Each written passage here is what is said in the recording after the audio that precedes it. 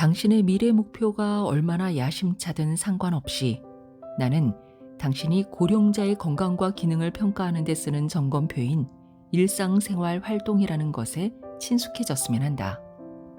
이 점검표 목록에는 스스로 식사 준비하기, 도움 없이 걷기, 목욕하고 옷 입기, 전화 사용하기, 장보기, 은행일 보기 같은 기본 과제가 포함된다.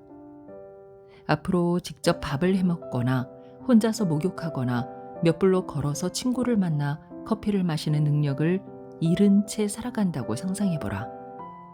지금의 우리는 이런 능력을 당연하게 여긴다.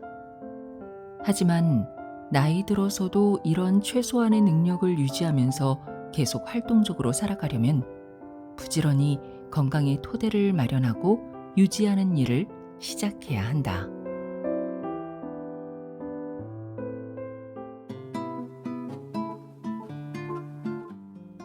안녕하세요. 힐링필드입니다. 오늘도 건강에 관련된 책 한 권을 들고 왔습니다. 피터 아티아 박사의 질병 해방이라는 책인데요. 분량이 600페이지가 넘는 꽤 두꺼운 책입니다. 하지만 이 책에서 저자가 말하고 싶은 것은 단 한 가지입니다. 죽는 날까지 건강하고 행복하게 살다가 편안히 세상을 뜨자. 나의 노년은 어떤 모습일지 상상해 보셨나요? 오로지 의학의 힘에 의지한 채 약으로 연명하거나 주변인의 도움 없이는 하루도 살아갈 수 없는 그런 무기력한 노년을 바라는 게 아니라면 나에게 맞는 생활 습관, 나의 체질에 맞는 식습관을 찾는 능동적인 건강관리가 매우 중요하다고 합니다. 저자 피터 아티아는 세계적인 장수의학의 권위자이자 노화와 만성질환 전문 의사입니다.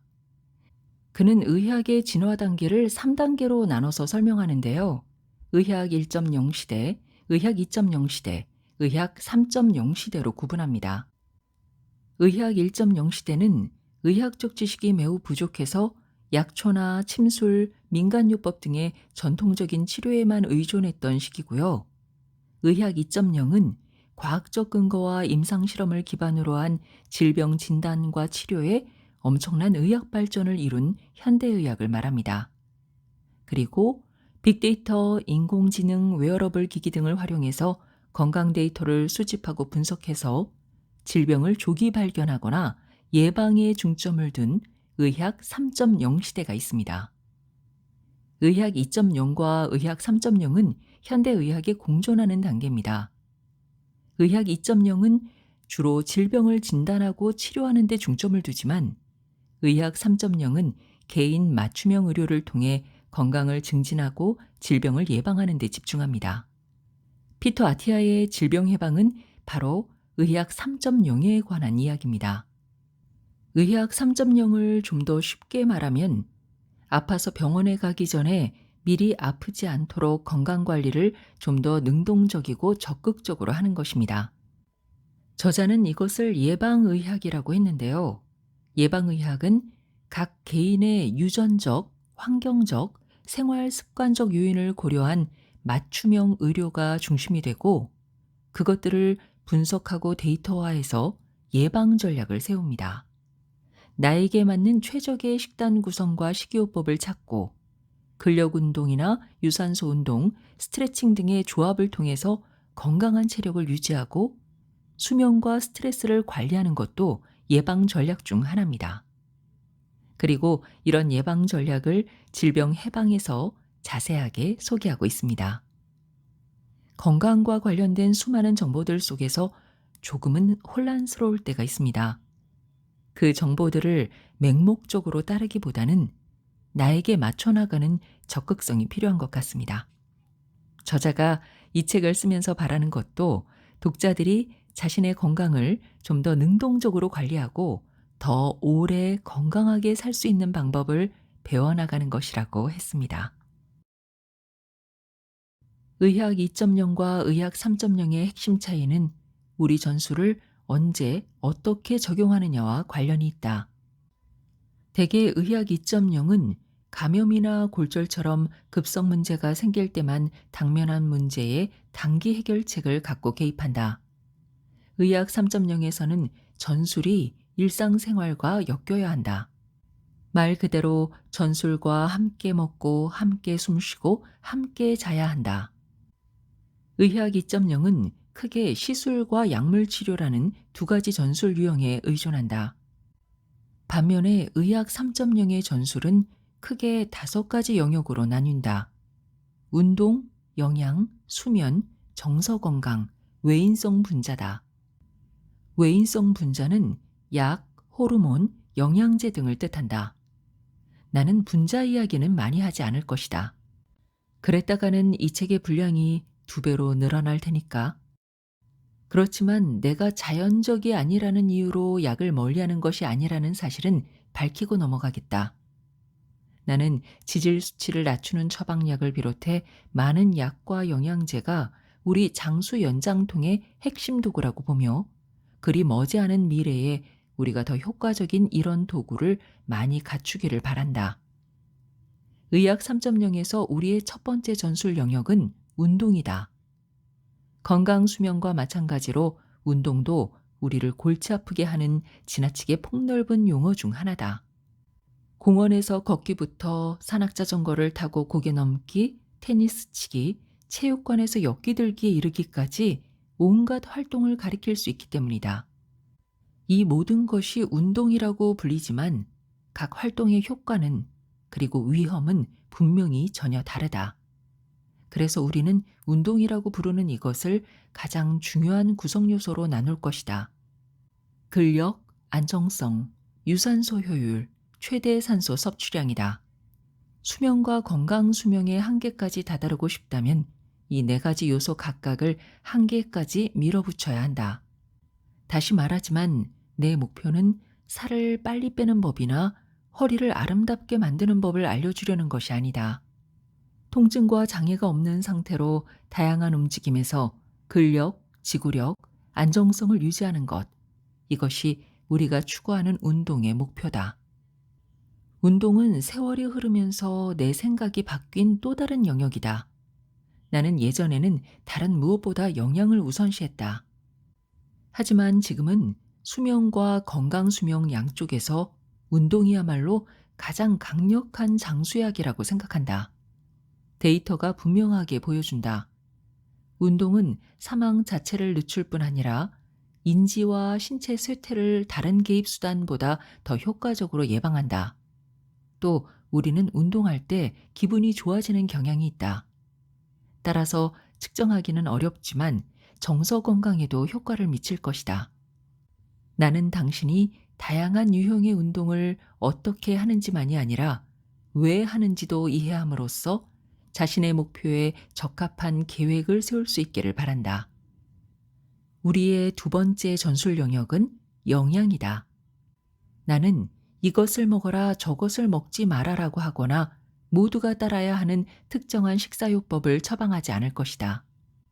또한 저탄수화물 대 구석기 대 비건 등을 놓고 벌어지는 무익하기 짝이 없는 결코 끝나지 않을 식단 전쟁에서 어느 편을 들지도 않을 것이다. 우리는 그런 종파 논쟁은 피하고 대신에 생화학 증거에 초점을 맞출 것이다. 가장 뛰어난 과학적 증거는 무엇을 먹느냐도 중요하지만 가장 중요한 것은 얼마나 먹느냐라고 말한다. 즉, 얼마나 많은 열량을 섭취하느냐가 가장 중요하다. 여기서 골디락스 지대, 즉 너무 많이 먹지도 너무 적게 먹지도 않고 딱 알맞게 먹는 상태에 도달하는 방법은 여러 요인에 따라 달라질 것이다. 그러므로 내 목표는 당신이 자신에게 가장 적합한 섭식 패턴을 찾아내어 정하도록 돕는 것이다. 그렇지만 우리가 이야기하는 전술 중 돌에 새겨지듯 확정된 것은 전혀 없다는 사실을 명심하자. 최대한 많은 원천에서 피드백을 받아 무엇이 효과가 있고 효과가 없는지 판단하려고 노력해야 한다. 우리의 목표를 달성하기 위해 새로운 전술을 채택하고 낡은 전술은 버릴 수 있게 해주는 것. 이런 것이 좋은 전략이다. 다음 전술 영역은 수면이다. 나를 비롯한 많은 이들이 너무나 오랫동안 무시해온 영역이 이것이다. 다행히 지난 10여 년 사이에 수면은 마침내 받아 마땅한 주목을 받게 되었다. 오늘날 우리는 수면의 중요성과 잠을 제대로 못 잘 때 단기적으로나 장기적으로 어떤 문제가 생길지 훨씬 더 잘 이해하고 있다. 미리 말해두자면 아주 많은 문제가 생긴다. 잠을 푹 자고 깨어났을 때의 느낌, 완전히 새로운 기분으로 활기찬 하루를 시작할 수 있을 것 같은 느낌만큼 좋은 것은 찾기 어렵다. 좋은 잠은 우리가 타고난 생리적 수성 과정, 특히 뇌에서 이루어지는 수성 과정에서 대단히 중요하다. 잠을 제대로 못 자면 인슐린 저항성에서부터 인지력 감퇴에 이르기까지 일련의 부정적인 결과가, 특히 정신 건강에 안 좋은 결과가 연쇄적으로 빚어진다. 나도 한때는 밤새우는 것을 좋아하고 잠은 아무런 할 일이 없는 사람이나 자는 것이라고 생각했다. 긴 이야기를 짧게 줄이자면 나는 그런 생각이 얼마나 잘못되었는지 깨달았다. 이제 나는 살이 좀 찐 피터의 가장 큰 문제가 무엇을 먹었느냐보다는 얼마나 적게 잤느냐와 더 관련이 있었다고 확신한다. 우리가 마지막으로 살펴볼 전술 영역은 정서 건강이다. 나는 이것이 다른 영역들 못지않게 모든 면에서 건강 수명의 중요한 요소라고 믿는다. 나는 이 분야의 전문 지식이 거의 없어서 다른 장들과 달리 탄탄한 실험 데이터와 연구가 그다지 많지 않다. 대신에 개인 경험은 대단히 풍부하다. 그래서 지난 세월 내게 일어났던 일들을 받아들이고 나 자신의 행동을 바로잡고 내가 망쳤던 인간관계를 복원하기까지의 아주 길고 고통스러웠던 여정을 중심으로 이야기를 나눌 것이다. 최소한 경각심을 불러일으켜 줄 수 있을 것이고 적절하게는 당신 자신의 정서 상태를 제고하도록 동기부여를 해줄 수 있을 것이다. 이 여정은 17장에서 자세히 논의할 텐데 당시 내가 들었던 말 중에 거의 주문처럼 줄곧 내 뇌리를 떠나지 않는 말이 있다. 내 치료사 중 한 사람인 에스터 페럴이 치료를 시작한 초기의 한 말이었다. 당신은 사람들을 더 오래 살게 하는 일을 평생의 직업으로 삼고 있잖아요. 그런데 사람들이 덜 비참하게, 정서적으로 덜 고통받게 하는 쪽으로는 아예 신경조차 쓰지 않다니 좀 모순적이지 않나요? 그녀는 계속해서 이렇게 말했다. 자신이 불행하다면 과연 더 오래 살고 싶을까요? 그녀의 논리는 부정할 수 없었다. 그리고 그녀의 말은 장수에 대한 내 접근법을 통째로 바꾸어 놓았다. 수면 부족을 부추기는 오만한 사회. 전공의 과정을 거주라는 뜻의 영어로 레지던시라고 부르는 이유가 있다. 전공의 기간에 사실상 낮이나 밤이나 병원에서 살고 있기 때문이다. 한때 나는 일주일에 평균 거의 120시간씩 일했고 30시간 넘게 쉬지 않고 일할 때도 많았다. 매주 나머지 약 48시간은 먹고 자고 다른 일을 하고 데이트를 하고 다른 일상생활을 하는 데 썼다. 의대에서 내 1년 선배는 현명한 조언처럼 들리는 말을 했다. 그 자유시간 전부를 잠자는 데 쓴다고 해도 여전히 피곤할 거야. 그리고 일하고 잠만 잔다면 비참해지겠지. 그러니 좀 즐겨. 잠은 줄여도 돼. 전공의 때 어느 여름밤에 유달리 오래 근무한 뒤 나는 급성 수면 부족이 어떤 결과를 일으킬 수 있는지 맛봤다. 동료 중 한 사람이 알아누웠을 때 나는 당직을 대신하겠다고 자원했는데 마침 내 근무 시간 바로 뒤였다. 그 말은 월요일 오전 5시 반부터 수요일 오후 6시까지 일했다는 뜻이다. 마침내 퇴근할 때 나는 차를 타고 집으로 가기 위해 고속도로로 향했다. 그런데 신호등 앞에 멈췄을 때 나도 모르게 깜빡 졸았다. 맙소사, 운전대를 잡은 채 잠이 들다니. 나는 그렇게 중얼거렸다. 다음 신호등에서도 똑같은 일이 벌어졌고 이번에는 왼발이 클러치에서 미끄러지는 바람에 시동까지 꺼졌다.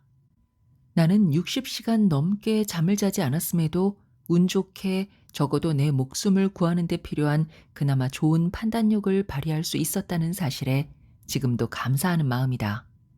나는 이스턴가의 길가에 차를 댄 뒤 신선한 공기를 좀 마시고자 차에서 내렸다. 따사로운 산들바람이 불고 있었고 지는 해가 내 얼굴에 기분 좋게 햇살을 비추었다. 마침 거기에 공원이 있었기에 나는 맞다, 삐삐시대였다. 삐삐의 알람을 30분 뒤로 맞춘 뒤 풀밭에 누워서 눈에 휴식을 주기로 했다. 나는 6시간 뒤 볼티모어의 패터슨 공원 한가운데서 깨어났다.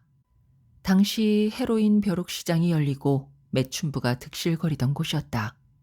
그 동네 사람들 중에 우리 응급실에 들락거리는 이들이 꽤 많았다. 나는 한밤중까지 녹색 수술복 차림으로 내 활개를 펼치고 누운 채 자고 있었던 것이다. 목은 침으로 흥건하게 젖어 있었다. 아래 팔에는 수수께끼 같은 물린 자국들이 나 있었고 주위에 주사기 몇 개가 버려져 있었다. 그 외에는 멀쩡했다. 병원 수술복을 입은 채 풀밭에 널브러져 있는 미친 녀석을 굳이 건드리려는 사람이 아무도 없었던 듯하다.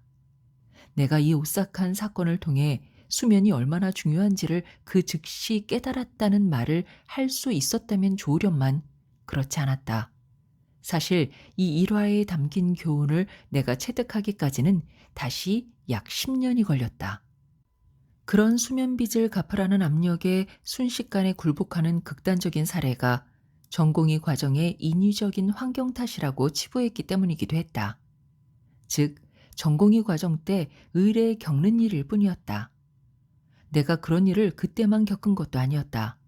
한 번은 헬스장 주차장의 차 안에서 라디오를 켠 채로 깜빡 잠이 들어 배터리가 나가는 바람에 질이 새벽 2시에 점프선을 갖고 나와야 했다. 만나기 시작한 지 겨우 몇 달밖에 안 된 시점이었다. 나는 운 좋은 남자다. 공원에서 깜빡 잠이 들었던 당시에 전공의의 근무 시간을 놓고 엄청난 논쟁이 벌어지고 있었는데 난처하게도 나는 근무 시간을 줄이자는 제안을 격렬하게 반대하는 쪽이었다고 고백해야겠다. 그 제안은 당시 110시간이 넘던 근무 시간을 최대 80시간으로 제한해야 한다는 것이었다. 나는 그렇게 하면 전공의들이 너무 물러터질 것이라고 생각했고 상당수의 선배들도 동의했다. 돌이켜보면 의료계에서 잠을 그토록 오만하게 무시하는 태도가 용인되고 더 나아가 조장하기까지 했다는 사실이 충격적이다. 마치 일하면서 흡연과 음주를 하라고 장려하는 것과 거의 다름없었다. 그냥 갖다 붙인 비유가 아니다. 지금 우리는 잠을 하루만 제대로 못 자도 기능적으로 볼 때 음주 단속에 걸릴 정도로 술을 마신 상태와 같아질 수 있다. 특히 수면 부족 상태의 의료인이 푹 쉰 의료인보다 실수를 훨씬 더 많이 저질러서 훨씬 더 많은 사망 사고를 일으킨다는 연구 결과들도 나와 있다. 나도 거기에 포함된다. 수면 부족 상태로 지내던 전공의 기간에 내가 겪은 최악의 순간 중 하나는 또다시 터무니없이 48시간 이상 장시간 근무를 할 때 찾아왔다. 복강경 쓸개 절제술을 하기 직전에 깜빡 졸음이 쏟아지는 바람에 환자의 몸 위로 고개를 쳐박았다. 다행히 환자에게는 아무 일도 없었지만 그 일만 떠올리면 지금도 고개를 쳐박고 싶다. 20년도 채 되지 않았지만 당시에 우리는 잠을 왜 자야 하는지, 자는 동안 무슨 일이 일어나는지, 그리고 잠이 단기 수행 능력과 장기 건강에 얼마나 중요한지를 거의 모르고 있었다. 지금은 만성 수면 부족이 신호등 앞에서 깜빡 잠이 들게 하는 급성 수면 부족보다 훨씬 더 은밀한 살인마임을 안다. 평균적으로 하룻밤에 7시간 미만인 수면 부족과 감기에 잘 걸리는 것부터 심장마비로 죽을 위험에 이르기까지 갖가지 건강 위해 사이에 강력한 연관관계가 있다는 연구 결과가 많이 나와 있다. 잠을 제대로 못 자면 대사 기능 이상이 나타날 위험이 커지며 심하면 2형 당뇨병까지 걸리고 몸의 호르몬 균형마저 깨질 수 있다. 돌이켜보면 30대의 내 건강 문제 중 적어도 일부는 오만하게 잠을 무시한 데서 비롯되었을 수 있다. 잠은 몸에도 중요하지만 뇌에는 더욱더 중요할 수 있다. 양뿐 아니라 질 측면에서 볼 때 좋은 잠은 우리의 인지 기능, 기억, 더 나아가 정서 균형에도 대단히 중요하다. 우리는 밤에 잠을 푹 자고 나면 모든 면에서 훨씬 상쾌해진다. 무의식 상태에서도 우리 뇌는 여전히 작동하면서 생각과 기억과 감정을 처리하고 있다. 따라서 꿈을 꾼다. 더 나아가 수면은 도시가 거리를 청소하는 것과 비슷한 방식으로 뇌를 청소한다. 또 숙면이 늙어갈 때 인지력을 보존하고 알츠하이머병을 예방하는 데도 필수적이라는 증거가 늘어나고 있다. 예전에 내가 그랬듯이 수면의 가치를 소홀히 하는 사회에서 수면 부족이 어떤 파급 효과를 일으키는지를 살펴보면 경악할 양상이 드러난다. 캘리포니아 대학교 버클리 캠퍼스의 인간수면과학센터 매슈 워커 소장은 저서 우리는 왜 잠을 자야 할까에서 이렇게 선언한다. 산업 국가들에서 수면 부족은 우리의 건강, 기대 수명, 안전, 생산성, 아동 교육의 재앙 수준의 영향을 미치고 있다. 나도 환자들의 건강 문제를 파고들다 보면 수면 부족에서 비롯되는 사례가 많다는 것을 알았다. 그리고 수면 문제를 해결하면 다른 전술들의 효과가 더 좋아진다는 것도 알았다. 운 좋게 또다시 재앙에 가까운 일을 겪지 않고서도 나는 잠이 중요함을 깨닫게 되었다. 미 해군 특수부대 대원이었고 나중에 해군 군의관이 되어서 대원들을 진료한 내 친구 커크 파슬리의 예리한 질문 덕분이었다. 2012년의 어느 날 커크와 저녁을 먹으면서 나는 하룻밤에 대여섯 시간만 자도 충분하며 피곤함이 느껴지지 않는다면 굳이 잠을 더 잘 필요가 없다고 주장했다. 사실상 나는 잠자리에서 시간을 낭비해야 한다는 것이 안타깝다고 선언하기까지 했다. 잠을 완전히 없앨 수 있다면 얼마나 많은 것을 더 이룰 수 있을지 상상해보라. 당시 나는 다시금 우매함의 봉우리를 용감하게 오르고 있었다. 그때 커크는 단순하고 현명한 질문으로 내 말을 가로막았다. 잠이 그렇게 하찮다면 왜 진화 과정에서 제거되지 않은 걸까? 그의 논리는 반박할 수 없었다. 잠을 잘 때 우리는 쓸모 있는 일을 전혀 하고 있지 않다. 생식 활동도 식량 채집도 가족 보호도 하고 있지 않다. 게다가 내가 패터슨 공원에서 그랬듯이 그렇게 잠에 골아떨어져 있을 때 우리는 포식자와 적에게 극도로 취약하다. 커크는 바로 이런 점들이 잠이 우리에게 대단히 중요하다는 사실을 보여준다고 주장했다. 쉽게 살해당하거나 먹힐 수 있는데도 많으면 생애의 3분의 1까지나 되는 시간을 그렇게 의식이 없는 상태로 보내도록 진화가 허용한 이유가 있지 않을까? 그는 더욱 압박했다. 자연 선택이 수억 년 전에 잠잘 필요성을 제거했어야 마땅하다고 생각하지 않아? 그렇지 않았다는 것은 잠이 절대적으로 필요하다는 뜻이 아닐까? 이 말이 너무나 옳았기에 마치 그가 내 뇌 속을 쿡 찌른 듯한 충격을 받았다. 모든 동물은 어떤 식으로든 잠을 잔다. 과학자들은 지금까지 예외 사례를 전혀 발견하지 못했다. 말은 서서 잘 수 있다. 돌고래는 뇌의 절반씩 잠을 잔다. 결코 움직임을 멈추는 법이 없는 백상아리도 잠자는 것과 비슷한 상태에 들어가곤 한다. 코끼리는 하루에 겨우 4시간 자는 반면 갈색박쥐는 24시간 중에서 19시간을 잠자면서 보낸다. 나는 그 사실에 좀 놀라곤 하지만 요점은 지금까지 꼼꼼히 조사한 모든 동물이 어떤 식으로든 간에 잠을 잔다는 것이다. 커크는 옳았다. 진화적으로 수면은 타협 불가능한 것이다. 수면의 중요성을 무시하거나 폄하한 사람이 나만은 아니다. 오래전부터 과학계와 서구의 산업사회에서 무시되어 왔다. 수십 년 전의 수면은 그저 빈 석판, 즉, 중요한 일은 전혀 일어나지 않는 무의식 상태의 시간이라고 여겨졌다. 고도 성취를 이룬 우리 문화에서도 여전히 수면은 시간을 낭비하는 것이라고, 아기, 개, 게으름뱅이나 필요로 하는 것이라고 여겨지는 듯하다. 그러나 지난 30년 사이에 수면에 과학이 출현했고 이런 태도가 잘못되었음을 시사하는 발견들이 이루어졌다. 현재 우리는 안정성이 근력의 토대인 것처럼 수면이 우리 건강의 근본적임을 안다. 수면을 내 삶의 우선순위에 올려놓은 이래로 나는 매일 혜택을 본다. 정말로 아주 푹 자고 일어났을 때의 기분만큼 좋은 것은 없다. 머릿속에서는 새로운 착상이 샘솟고 아무리 힘든 운동도 쉽사리 할 수 있을 것 같고 주위 사람들에게 진정으로 더 친절해진다. 당신은 깨어나면서 이런 느낌을 받은 적이 언제였는가? 오늘 아침? 지난주? 지난달? 아니면 까마득히 오래전? 후자라면 수면 패턴과 수면의 질을 꾸준히 기록하면서 문제를 바로잡는 방법을 찾을 필요가 있다. 지질 단백질, 대사 건강, 신체 건강의 표지자들을 개선하려고 노력할 때처럼 해야 한다. 그만큼 중요하다. 수면과 대사 건강의 관계. 수면 부족이 우리 대사도 엉망으로 만든다고 말하면 당신은 아마 놀랄지 모르겠다. 나도 그랬으니까. 수면 부족은 단기적일 때도 심각한 인슐린 저항성을 일으킬 수 있다. 시카고 대학교 수면 연구자 이브 벤코터가 젊은이들의 수면을 하룻밤에 겨우 4시간 반으로 심하게 제한하자 4일 뒤에 인슐린 수치가 비만인 중년 당뇨인 수준으로 치솟고 더 나아가 포도당 처리 능력이 약 50%나 줄어들었다.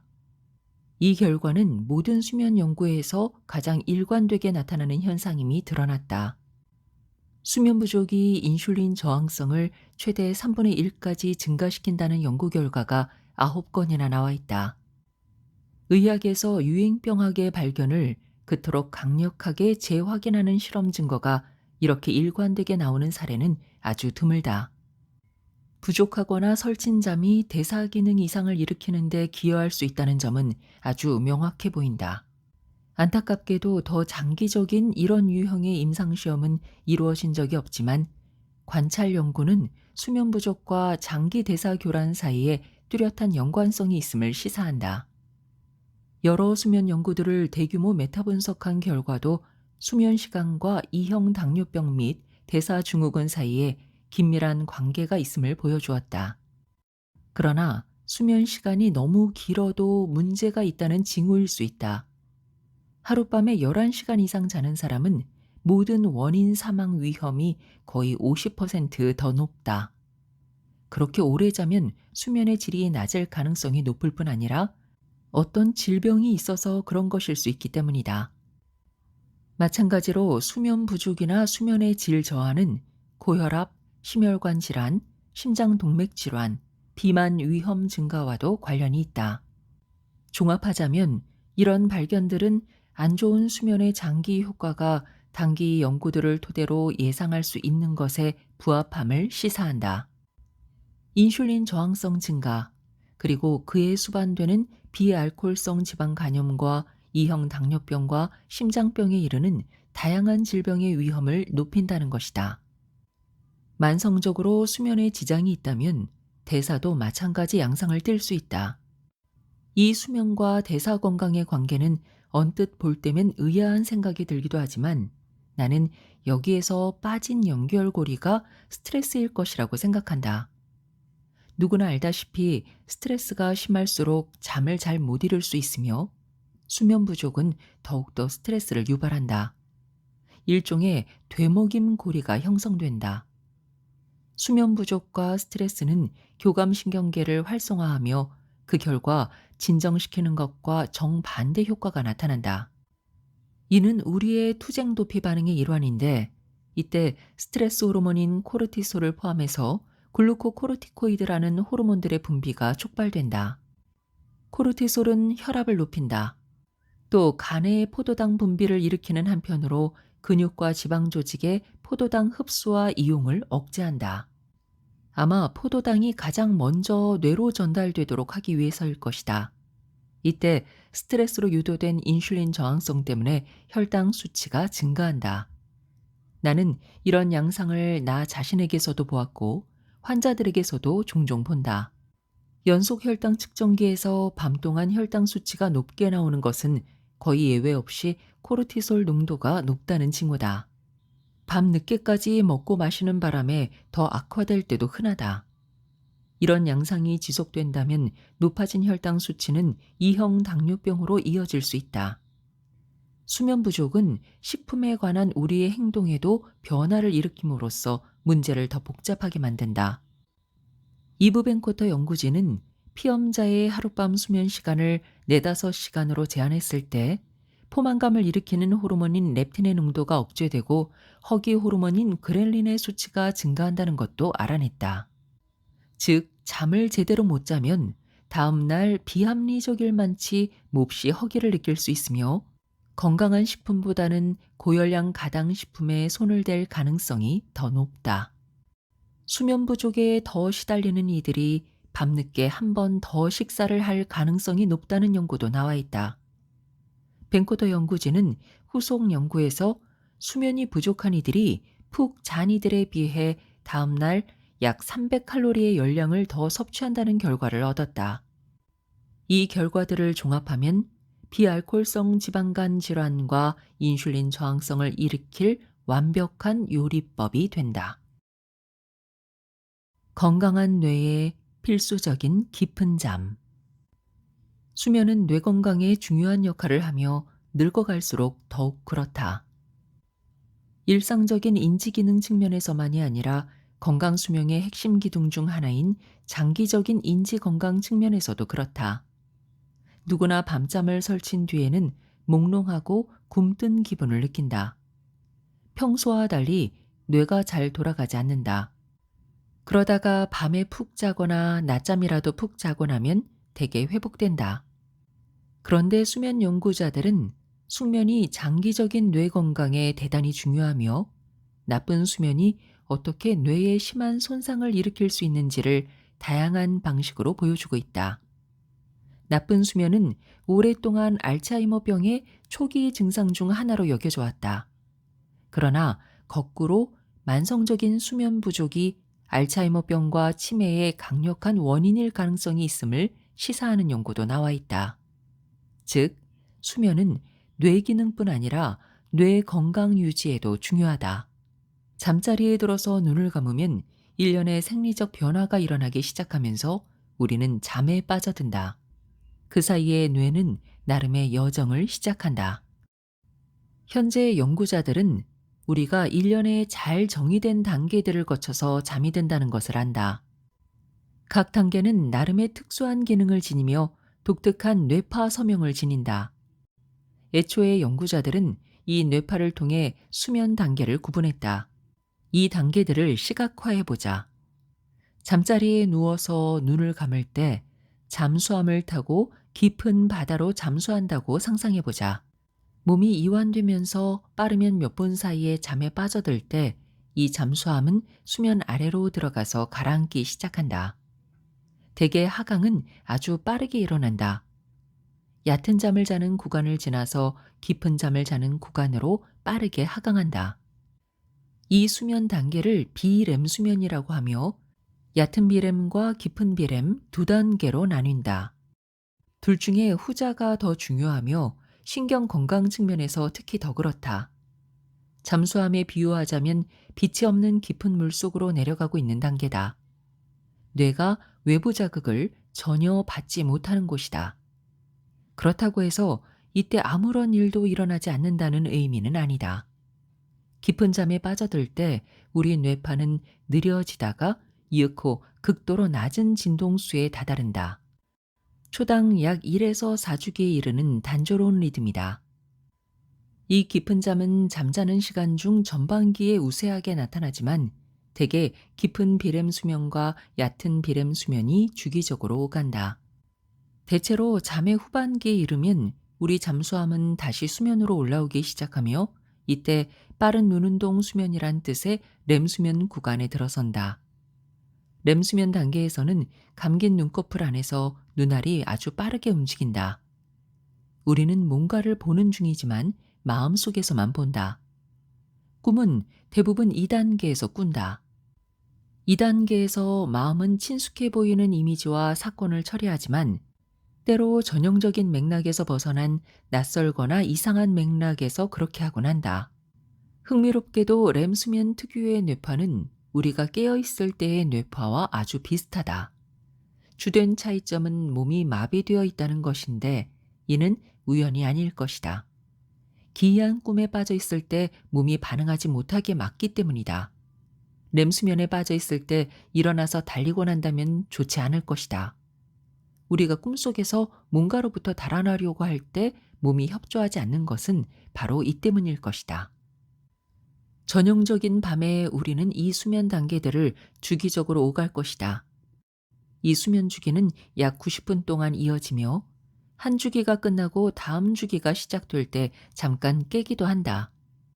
나와 함께 환자들의 수면 문제에 대처하고 있는 스탠퍼드 출신의 수면 전문의 비카스자이는 이것이 밤에 사자나 적에게 공격받는 상황에 대비해서 우리를 보호하기 위해 진화한 것일 가능성이 높다고 말한다. 렘 수면과 깊은 비렘 수면, 즉 깊은 잠은 모두 학습과 기억에 대단히 중요하지만 방식은 서로 다르다. 깊은 잠 단계에서 뇌는 해마의 단기 기억 저장소를 청소하고 중요한 기억을 겉질의 장기 저장소로 옮김으로써 그날의 가장 중요한 기억을 저장하고 강화한다. 연구자들은 밤에 얼마나 푹 잤는지가 다음날 기억 검사에서 얼마나 좋은 점수가 나오는지와 직접적인 선형관계가 있음을 관찰했다. 어릴 때 렘 수면은 뇌가 자라고 발달하도록 돕는 중요한 역할을 한다. 잠을 자는 동안에도 뇌는 새로운 연결을 형성하며 신경망을 확장한다. 어릴 때 렘 수면이 더 긴 것은 바로 이 때문이다. 성년기에는 렘 수면 시간이 안정 상태를 유지하는 경향이 있으며 특히 창의성과 문제 해결에 중요한 역할을 계속한다. 사실과 기억 사이에 무작위적인 양 보이는 연결을 형성하고 무의미한 연결을 버리고 유망해 보이는 연결을 골라냄으로써 뇌는 낮에 막혔던 문제의 해결책을 도출할 수도 있다. 또 연구자들은 렘 수면이 절차 기억이라는 것에 특히 도움이 된다는 것도 알아냈다. 운동선수와 음악가가 몸을 움직이는 새로운 방식을 배울 때 쓰는 기억이다. 렘 수면의 또 다른 아주 중요한 기능은 정서 기억 처리를 돕는 것이다. 어떤 감정을 촉발한 부정적인 또는 긍정적인 경험의 기억과 그 감정 자체를 분리하는 일을 돕는다. 심란한 상태로 잠자리에 들었을 때 거의 언제나 아침에 깨어나면 기분이 더 나아진 듯이 느껴지는 것은 이 때문이다. 우리는 그 사건을 기억하지만 거기에 수반되었던 고통은 이윽고 잊는다. 이렇게 경험과 감정을 끊어서 정서적 치유를 하지 않는다면 우리는 기억을 떠올릴 때마다 그 사건에 수반된 감정에 다시금 새롭게 휩싸임으로써 끊임없이 불안한 상태로 살아갈 것이다. 이 말이 외상 후 스트레스 장애를 가리키는 양 들린다면 그 생각이 맞다. 외상 후 스트레스 장애 증상을 보이는 퇴역한 전투병들을 조사했더니 바로 렘 수면이 부족하기 때문에 기억과 감정을 분리하는 능력이 떨어진다는 것이 드러났다. 이 퇴역병들은 뇌가 렘 수면에 들어갈 만치 충분히 느긋해지는 것을 사실상 가로막는 투쟁 도피 호르몬인 노르아드레날린의 수치가 높았다. 아마 가장 흥미로운 점은 렘 수면이 정서 인식을 유지하는 일을 돕는다는 점이 아닐까. 렘 수면에 들지 못하게 하면 남의 얼굴 표정을 읽기가 더 힘들어진다는 연구 결과들이 나와 있다. 렘 수면에 들지 못하게 하자 사람들은 호의적이거나 중립적인 표정조차 위협적인 것으로 해석했다. 이는 사소한 것이 아니다. 우리가 사회적 동물로서 살아가는 능력은 남의 감정을 이해하고 그런 감정에 대응하는 능력에 달려있기 때문이다. 한마디로 렘 수면은 기억과 정보를 처리하도록 돕는 한편으로 우리 정서 균형을 보호하는 듯하다. 반면에 깊은 잠은 우리 뇌라는 기관 자체의 건강에 필수적인 듯하다. 몇 년 전 로체스터 연구진은 우리가 깊은 잠에 빠져 있을 때 뇌가 일종의 내부 쓰레기 처리 체계를 활성화한다는 것을 발견했다. 뉴런 사이를 채우고 있는 뇌 척수액을 빼서 세포 사이의 노폐물들을 청소한다는 것이다. 이 일이 이루어질 때 뉴런은 움츠러들어서 청소가 더 잘 이루어질 수 있도록 돕는다. 도로 청소차가 지나갈 때 시민들이 차를 딴 곳으로 옮기는 것과 마찬가지다. 이 청소 과정에서 신경퇴행과 관련된 두 단백질인 아밀로이드 베타와 타우 같은 잔해들도 씻겨나간다. 그러나 깊은 잠을 충분히 오래 자지 않으면 이 체계는 효과적으로 작동하지 못하고 아밀로이드와 타우가 뉴런 사이에 쌓인다. 더 폭넓게 조사를 하니 대체로 수십 년 동안 하룻밤에 7시간 미만으로 잔 이들이 7시간 이상 잔 사람들보다 아밀로이드 베타와 타우가 훨씬 더 많이 쌓이는 경향이 있다고 나왔다. 건강하지 못한 뉴런 안에 엉킨 덩어리를 만드는 단백질인 타우는 그 자체가 정상적인 인지 능력을 지닌 사람들 및 치매 초기 단계인 경도 인지 장애가 있는 사람들의 수면 교란과 상관관계가 있다. 이는 일종의 악순환이 될 수 있다. 알츠하이머병에 걸리면 수면 교란을 겪을 가능성이 높다. 알츠하이머병 환자는 깊은 잠과 렘 수면 시간이 점점 줄어들며 하루 주기 리듬, 즉 수면 각성 주기에도 극적인 변화가 일어날 수 있다. 또 알츠하이머병의 최대 절반은 수면 무호흡증을 겪게 된다. 그러나 거꾸로 수면 교란은 알츠하이머병이 진행되는 조건을 형성하는 데 기여할 수 있다. 노년층의 30에서 50%는 불면증에 시달리며 치매 진단을 받기 몇 년 앞서 수면 교란이 나타날 때가 흔하다는 것을 보여주는 연구가 많이 있다. 더 나아가 인지력 감퇴보다 먼저 나타날 수도 있다. 한 연구에 따르면 인지력이 정상인 사람들에게서 수면질 저하가 일어난 바로 다음 해에 인지력 장애가 시작된다고 한다.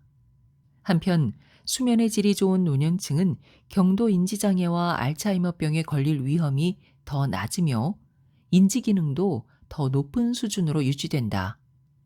수면 교란을 잘 치료하면 경도 인지장애가 시작되는 연령을 늦출 수도 있으며 한 연구에서는 약 11년이라고 나왔다. 또 이미 알츠하이머병 진단을 받은 환자들의 인지 기능이 개선될 수도 있다. 분명히 수면과 인지 건강은 깊이 관련돼 있다. 우리가 알츠하이머병의 예방, 특히 고위험군의 예방을 위해 수면 개선에 힘쓰는 이유가 바로 이것이다. 잠자는 시간만이 중요한 것이 아니다. 뇌의 장기 건강에는 수면의 질도 대단히 중요하다. 이 구분은 매우 중요하다. 수면이 불규칙하거나 중간에 끊기거나 충분히 깊지 못하다면 뇌는 수면의 혜택들을 제대로 누릴 수 없을 것이다. 안타깝게도 깊은 잠을 자는 능력은 나이를 먹음에 따라서 감소하며 20대 말이나 30대 초에 시작되어서 중년에 들어서면 더욱 나빠진다. 이 수면질 저하 중에서 나이를 먹는 것 자체 때문에 이루어지는 비율이 어느 정도고 나이를 먹으면서 건강이 안 좋아짐에 따라서 나타나는 비율이 어느 정도인지는 아직 불분명하다. 성인의 수면 패턴 변화가 대부분 19세에서 60세에 이루어지고 건강을 잘 유지한다면 그 뒤로는 미미하게만 쇠퇴한다는 분석 결과도 있다. 나이에 따라서 이렇게 깊은 잠이 줄어드는 데 기여할 만한 요인 중 하나는 성장 호르몬 분비 양상 변화다. 성장 호르몬은 대개 밤에 잠든 지 약 1시간 뒤에, 즉 깊은 잠에 들어갈 가능성이 높은 시점에 왈칵 분비된다. 반면에 성장 호르몬을 억제하면 깊은 잠이 줄어들므로 여기서 어느 쪽이 원인이고 결과인지가 불분명하다. 성장 호르몬은 사춘기 때 정점에 다다랐다가 청년기에서 중년기 사이에 급속히 줄어들며 그 뒤에는 더 천천히 줄어든다. 이 양상은 나이를 먹을수록 깊은 잠이 줄어드는 양상과 나란히 진행된다. 40대와 60대가 깊은 잠이 알츠하이머병 예방에 특히 중요한 시기라는 연구도 있다. 이 시기에 잠을 적게 자는 이들은 나중에 치매에 걸릴 위험이 더 높은 듯하다. 따라서 중년의 숙면은 인지 건강을 유지하는 데 특히 중요한 듯하다.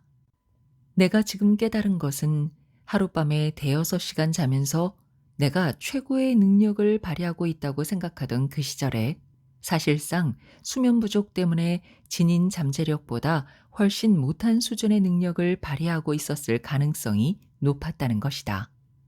그리고 그 시절에 나는 장기 질환 위험을 스스로 높이고 있었을 것이다. 대사, 심장, 인지 측면에서 나는 늘 이렇게 읊어대곤 했다. 내가 죽는 날이 잠드는 날이야. 나는 잠을 자지 않음으로써 죽는 날을 앞당기려고 기를 쓰고 있었다는 사실을 거의 알지 못했다. 나는 미래를 생각하는 일을 멈출 때 사람들이 늙는다고 생각해. 사람들의 진짜 나이를 알고 싶다면 무슨 말을 하는지 들어봐. 옛날 일을 이야기하고 예전에 어떤 일이 있었는지만 떠들어댄다면 그들은 늙은 거야. 자신의 꿈, 열망을 이야기한다면 지금도 미래를 내다보고 있는 거야. 젊다는 거지. 이것이 바로 나이를 먹으면서도 젊음을 유지하는 비결이다. 끝까지 힐링필드와 함께 해주셔서 감사합니다. 건강하세요.